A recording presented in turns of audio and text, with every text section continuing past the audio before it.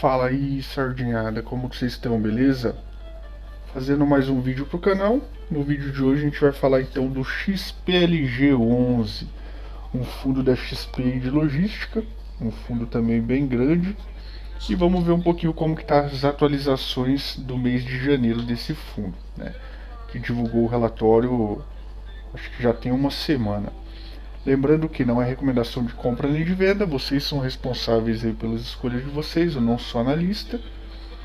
Eu sou consumidor, ou seja, cotista do fundo, e eu venho trazer um conteúdo que é baseado em, um, em componentes ali públicos, né, que é o relatório gerencial, fato relevante, e um pouquinho da minha visão de consumidor sobre isso, de cotista sobre esse fundo, ok?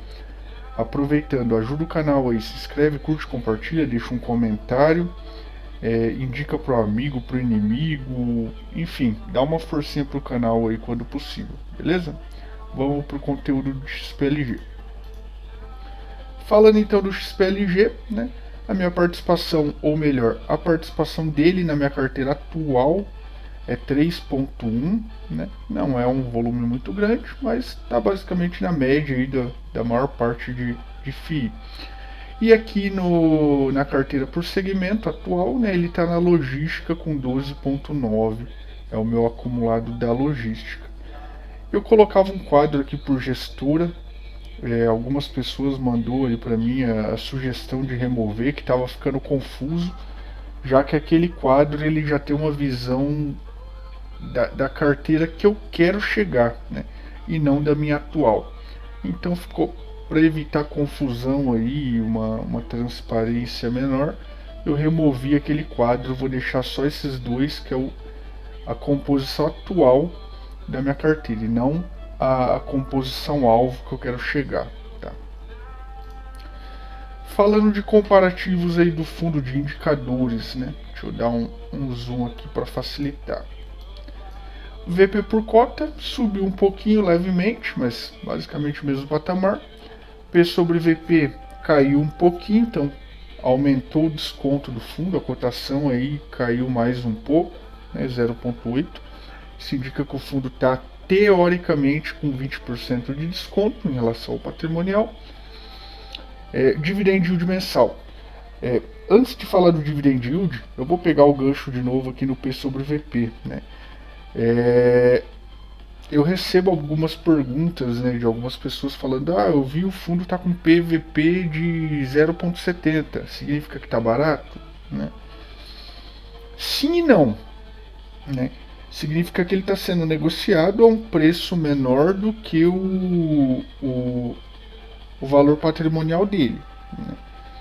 Mas assim, eu mensuro se está barato ou caro pelo tanto que ele está me retornando aquele preço.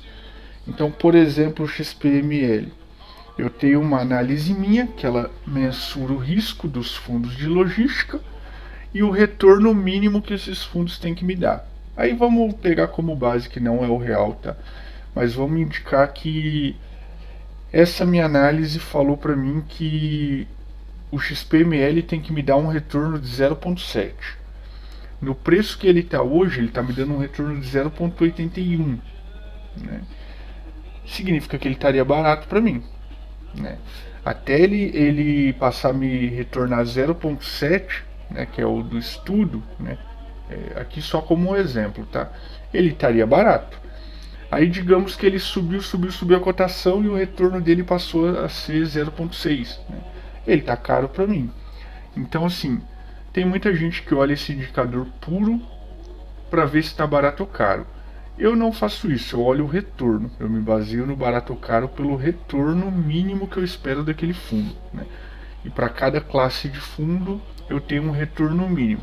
Para high yield eu tenho um retorno mínimo, para high grade eu tenho um retorno mínimo, para logística um retorno mínimo, para shopping um retorno mínimo, por aí vai, tá?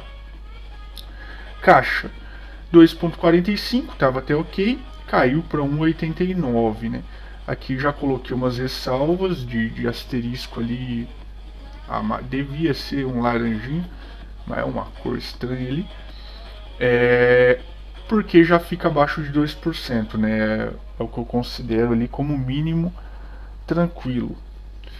A base de cotistas 302 e foi para 303,100, subiu pouquinho, não subiu 300 e poucos cotistas no período, pouquíssimo mesmo. Resultado mensal do fundo de 17 para 20,8 milhões, um aumento legal aí no resultado no período. Despesas de 12 e 20 para 12,60. Né? Aqui até aconteceu bem diferente do que normalmente eu falo. Né? Normalmente eu vejo que quando aumenta a receita, né, essas despesas aqui caem, porque maior, como é despesa dividido por receita, dividindo no valor da receita, né, tenderia a cair. Nesse mês subiu, né? Então significa que as despesas foram ainda maiores do que o normal. Tá? Mas está abaixo de 15%, que é o que eu julgo ok, então sem problema. Alavancagem 6,54, 6,52, mesmo patamar aqui, não tem muita alteração. A concentração ele não é um fundo extremamente concentrado, ele é ok, mesmo sendo de uma classe difícil para se diversificar, que é a logística. Vacância 6,8, se manteve em 6,8. E FIIs com XPLG no portfólio 30 e caiu agora para 28. Né? Eu analisei ali fundo a fundo que mudou posição nele, né, agora no mês de janeiro. Teve alguns fundos que reduziram a mão nele, né, e 2 apenas que saíram. Né. Para mim ainda não soa nada significante a ponto de querer entender o que esses fundos estão vendo para sair. Né. Agora, se tivesse ali 5 fundos, saiu no mesmo mês. Né. Eu ia pegar o relatório de cada um deles, se for fundo que eu não tenho, e ia dar uma olhada para ver o que a gestão fala, né, sobre a saída do XPLG. Então, esse indicador aqui eu uso para isso. Se eu ver um número alarmante ali de um mês para o outro, eu vou pegar relatório gerencial dos fundos que saíram para ver o que os gestores estão falando e ver se tem algo que eu preciso me preocupar. Né? Ou se é uma saída normal para giro de carteira. Basicamente é isso, com relação ao indicador, um único aqui que tem uma ressalvinha, mas de resto tudo ok, tudo tranquilo, beleza? Vamos falar então do relatório gerencial desse fundo de janeiro de 2023. Então, falando aí do relatório, primeiro, esse relatório aqui não tem capa, não tem nada, né? Os caras só saem falando ali, né? Comentário do gestor. Então ele distribuiu em 0,74. Isso dá um dividend yield anualizado de 9,7, é um percentual bom anualizado. Aqui ele fala um pouquinho do resultado do mês, quais eventos que se destacaram aí no resultado do mês.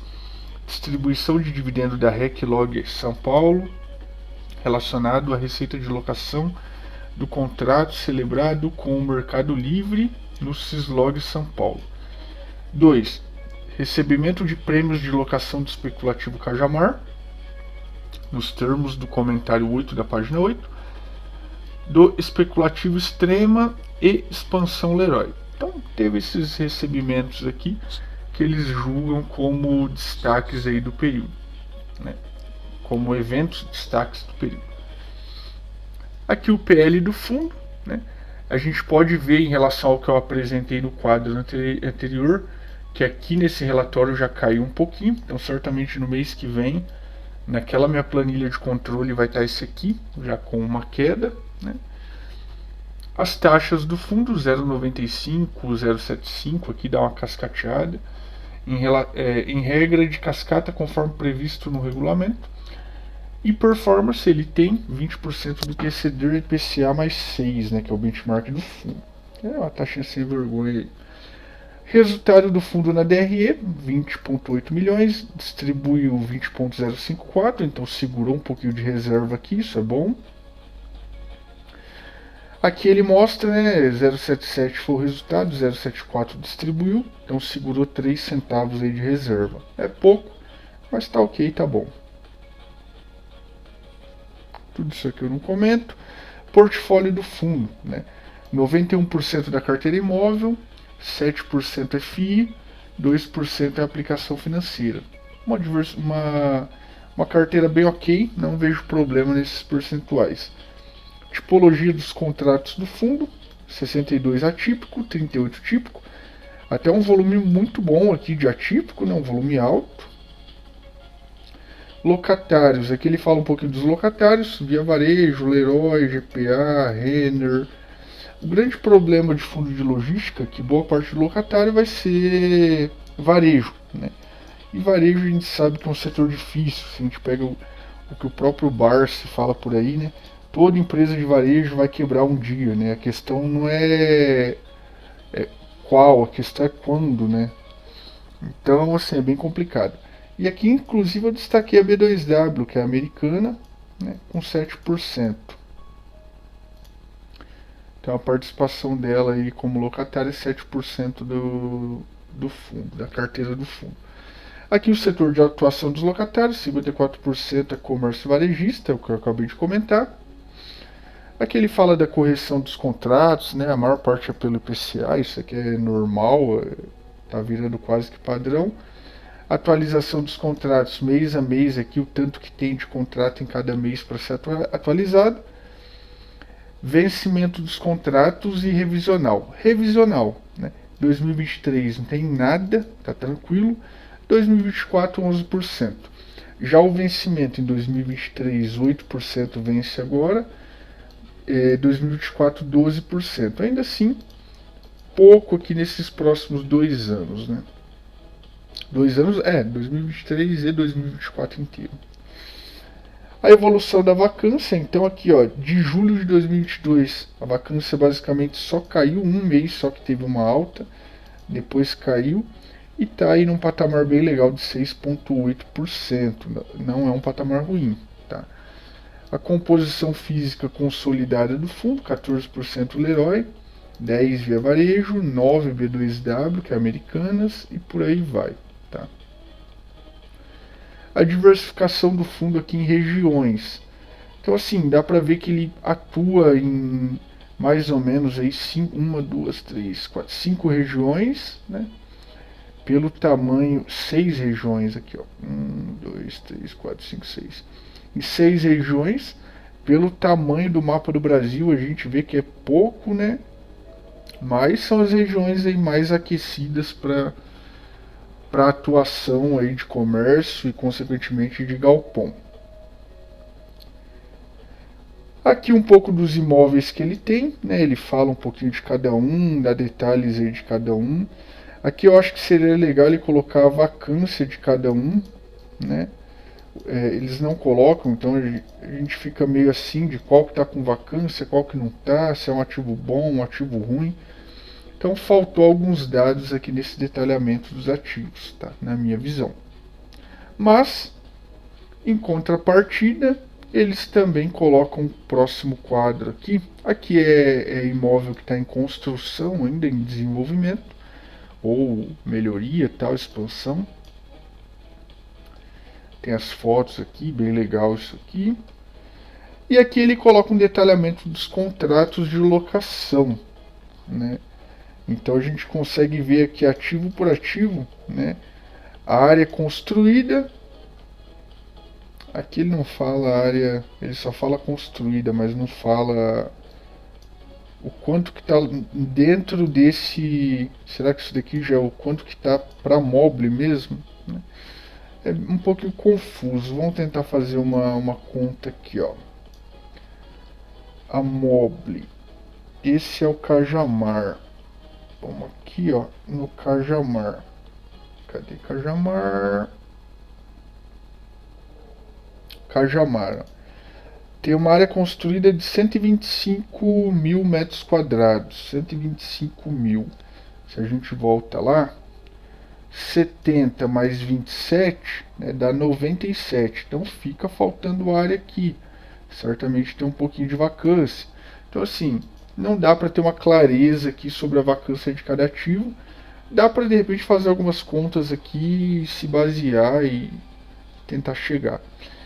Mas seria legal se eles colocassem por ativo ali em cima a vacância, né? Essa parte aqui do detalhamento do contrato é boa, eu gosto. Não são todos os fundos que colocam. Na verdade, eu não me lembro de outro que coloca de logística, tá? Que coloca dessa mesma forma. Acho bem legal.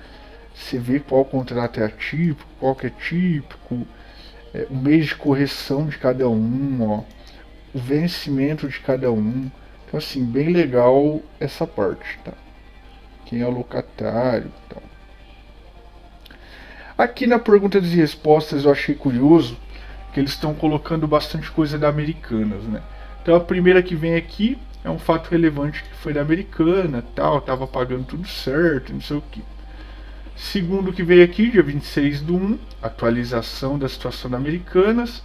Eles falaram que estava tranquilo, ó. Não possui valores em aberto de locação e que recebeu pontualmente o valor do aluguel. Então até essa data aqui, ó, 26/1, tava ok, né? Tudo tranquilo a partir do aluguel. Aí eu trouxe um fato relevante que é de ontem, 14/2, onde eles falam que recebeu até esta data o valor de R$500 mil da Americanas. Cadê? XPlog e tal. Ó, eles receberam 509, correspondente à parte do aluguel do mês de janeiro, com vencimento em fevereiro. Sendo certo que resta pendente o pagamento de 800 mil. Então assim, não pagaram nem a metade do valor do aluguel de janeiro, né? Pagaram um pouco menos que a metade. A parcela do aluguel que foi paga é equivalente a 12 dias. Ó, a parcela que foi paga é equivalente a 12 dias do mês de janeiro, a contar do dia 20. E aí eles falam que vão adotar as medidas cabíveis aí para tentar manter o interesse do fundo dos cotistas, né? Então assim, a Americana já começou a dar trabalho aqui, começou a dar problema, aparentemente, no XPLG, né? Parando de pagar aí a totalidade do aluguel, da locação, beleza? Eles falam aqui que o imóvel é bem tranquilo para eles, na visão deles o imóvel seria teria realocação rápida se voltasse para o mercado, né? Então assim, o que eles querem dizer com isso? Ó, se preciso a gente vai desocupar mesmo a Americana e vai botar para locação o imóvel. E aí eles falam que ainda assim tem a ideia, a previsão de manter o patamar de 74 centavos.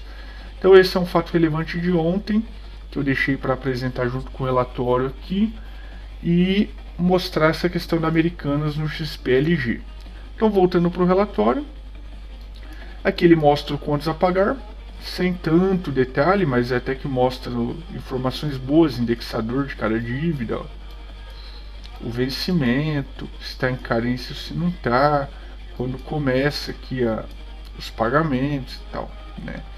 O saldo devedor e por aí vai. E é isso que eu tinha para trazer do XPLG, né? Se você for cotista, fica aí de olho. Se não for, tiver interesse, dê uma estudada com mais calma no relatório gerencial, não se baseie apenas nesse vídeo. Forte abraço a todos, bons investimentos.